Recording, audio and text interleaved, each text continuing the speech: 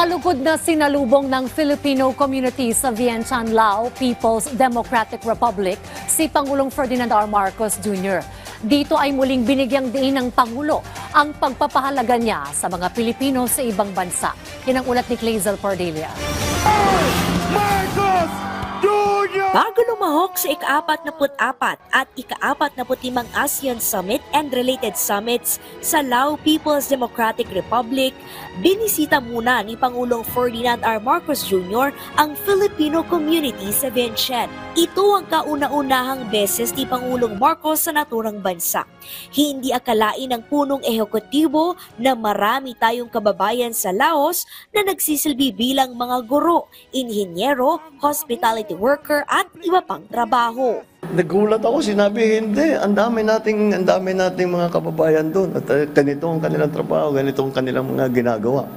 Kaya talagang maliwanag, talagang once again, na nakita ko ang katunayan na yung Pinoy talaga kahit saan mo ilagay. Sisikat at sisikat. We are so proud of all of you and for all the things you did and for all the ways that you project the Philippines. Nasa 2,000 ang mga Pilipino sa Lao. 400 ang dumalo sa event, kabilang ang 10 taonang teacher sa Lao na si Aaron Inventor. Masaya si Aaron sa oras at pagkakataong ibinigay ng Pangulo para sa mga Pilipino sa Laos. Napaka-blessed po sa amin. This is, I've been here 22 years. So it's always a joy para sa aming Philcom dito to welcome them with open arms. Lahat naman sila wini-welcome dito. So it's a blessing for us na maka-fellowship namin yung ating Pangulo BBM. Kasama sa prioridad ni Pangulong Marcos Jr. ang pagtulong sa mga overseas Filipino workers at mga Pinoy abroad.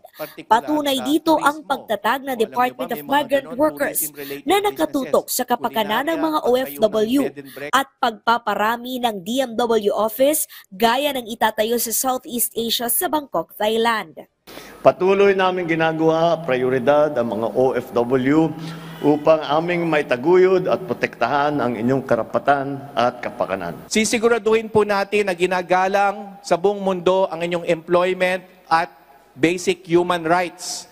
Rinireview po, rinirepaso ang mga kontrata. Sinisiguradong akma o wasto ang sahod sangayon sa batas ng host country at ng Pilipinas. Bilang pagpupugay sa mga Pinoy, nag-alay ang Filipino singer-songwriter na si Florante ng kanta para sa ating mga kababayan. Sigat Jose Rizal, nooy nagwika, siya ay nagpangaral sa ating bansa. Sa mga minamahal kong Pilipino dito sa Laos, sana ay pagpalain kayo ng Diyos. Ipagpatuloy po ninyo ang inyong mabuting gawain at sa inyong pagbigay dangal sa Pilipinas. Sa lahat ng inyong ginagawa, maraming salamat sa inyo. Clazel Pardelia para sa Pambansang TV sa Bagong Pilipinas.